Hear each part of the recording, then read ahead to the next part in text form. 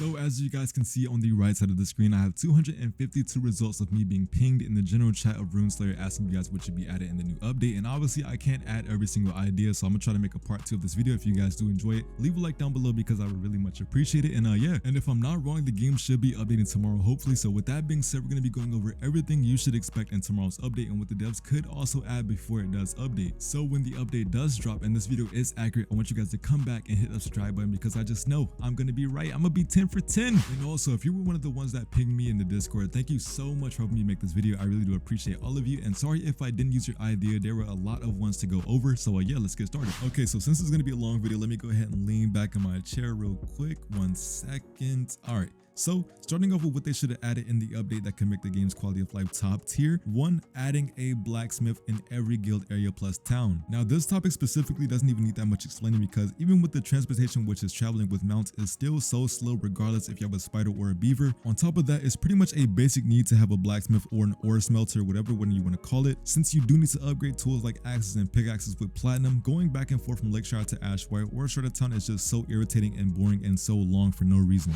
2, adding a better use for the currency system. The game's use for currency is pretty much non-existent unless you're adding runes on your gear or crafting something. There's just so much more ways that the currency could be used. For example, you can use for like barbers to get custom hairs, trainers for more skill slots like fast travel to other towns, and adding this wouldn't be hard at all. It's just to make an enjoyable experience for players and making use of a mechanic that we already have that basically has no use. So yeah. 3, making the game playable with solo progression outside of OP classes. The game's mob/bosses are so irritating it makes zero sense. Without parry stun or rewarding parries in the game, it just makes zero sense that the mobs do so much damage. Like, we have to pick a struggle. Either we make the mobs do less damage or fix the parrying system. A faster fix would just be like make the mobs do less damage, but let's be honest, we need both just as badly. And on top of that, when you guys added the PvP update last update, this was one large overlook since parry stun is a necessity in PvP. Having PvP without it simply ruins it because you can M1 spam and not be punished for it since you can't parry anyways. So we need to pick a struggle here. Now, what's a couple of changes and fixes that are amazing? So I'll try to list some that I got from you guys in the Discord server, and I'll try not to take too much time explaining. So yeah, starting off with the list, we have adding the icon of your class to your slot in the main menu, making it easier to see which one to select. This would be very nice for people with multiple slots like me, so I don't actually click on the wrong level 40 slot. So yeah, moving on, we have adding a food bag or something that will make the food not take as much space in your inventory since there's no loot loss. My take is that we add something like the bait bag but make one for food instead that gets something from doing like a quest in the starter town, or maybe we can replace the apple pie recipe with the quest for the food bag. And this is a question that I did ask in the Discord and multiple people and CCs agreed with this idea, so why not just add it? Moving on, we have more vanity options and the ability to hide whatever you are wearing in the game. People want to see more variety in the game because at the moment everyone looks the same in endgame, and with the basic red armor that you get as a berserker, it's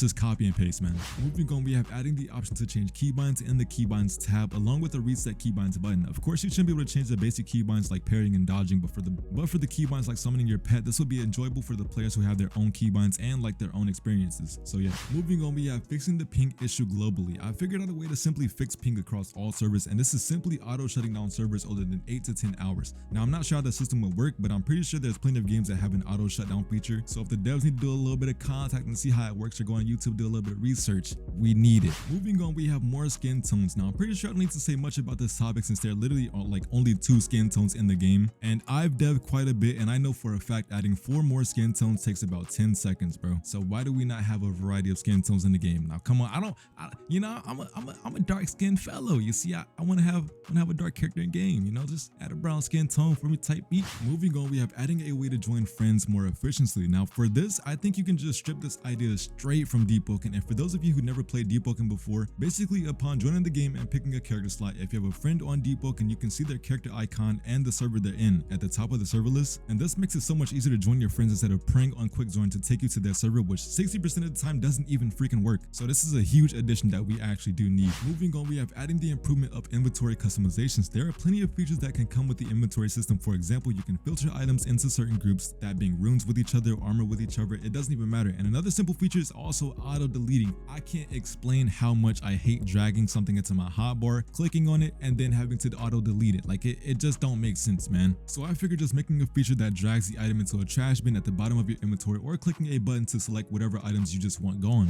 Reworking the credit system system. Now, do I even need to say much about this issue? Let me simplify it by what I mean when I say we need a rework. The credit system basically doesn't work when you're killing something with more than 5 to 6 players, and mainly the warriors and mages are the ones getting the credit, and maybe archers too because they have arrow rain. But even with the health scaling, they try to make it where it has more health so you have the chance to get credit, but still that doesn't even work. And in addition to this, the credit with most bosses doesn't even work for some reason. For example, the hill troll, I was killing it with 4 other people and 3 people didn't get credit, so this does not make sense at all. So to make this work, I figured we should add the list of players that hit the mob they're killing at the top of the screen, well, under the the health bar, and it shows the player names and then basically the percentage they have when killing the boss and like how much health they took off the boss, which isn't a hard addition at all. Most games have this when killing a boss, and you can see like the percentage list, whatever you want to call it. So yeah, this wouldn't be a bad addition at all. 6, a pets update. As we know, pets have no use whatsoever besides us just using them to get to different towns. With that being said, I got a DM from someone proposing an idea, and I won't lie, they're absolutely cooking. What they were saying was that they think pets should have their own unique innate traits, and I'll go ahead and list some of the examples he sent me. So he said, when riding a slime pet, it makes you take no fall damage when you're riding it, which is insanely useful because you know how lethal fall damage is in this game. When riding a spider, it will gain the ability to climb walls for 2 to 3 seconds, then go on cooldown for 5 seconds to prevent abuse. And I ain't gonna lie, this is really good because some walls are just a bit too high to be able to mantle onto, and having a spider will actually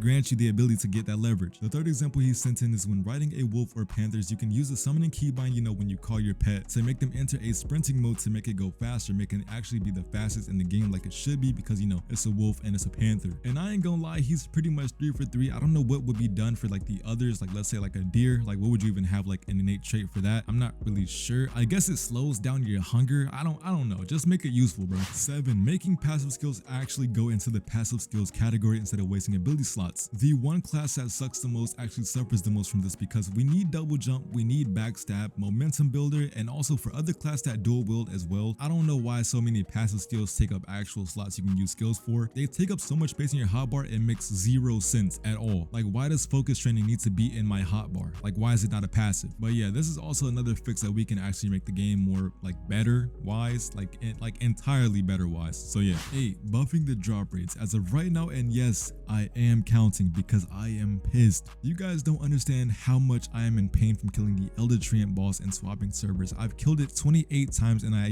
have yet to get another golden fairy. And you know what's funny is that I have a lucky ring equipped it, bro, and yet I still can't get one. So that has to say something. This might be the most irritating thing about playing this game because grinding stuff over and over is so boring, and I still can't get what I want from grinding, bro. And there have been multiple complaints from thousands of players with having to farm beastmen over and over to get some certain drop. I forgot what it was, but for the sake of the game, please just buff the chances by at least 2 to 5%, bro. Please, bro. So if you guys did like this video, leave a like down below, and hopefully the devs did see this video. For the sake of the game, please just I don't want to come off on an egotistical part, but please just help the game for its own sake, man. You got players who love the game, you got players that are willing to stay through, thick and thin. Just come out with some banger updates. I don't want to see another voxel blade. Please, man, this game is addicting. Just make it worth the while, bro, please. With that being said, if this video does good and they hopefully listen to my video, I will make a second part of this in the next update if we don't have, a couple that we're missing. So yeah, make sure to tune back in and also hit the subscribe button because yeah, I'm new to the Rune Slayer community, so go ahead, show your boy some love, and I'll see you guys next one.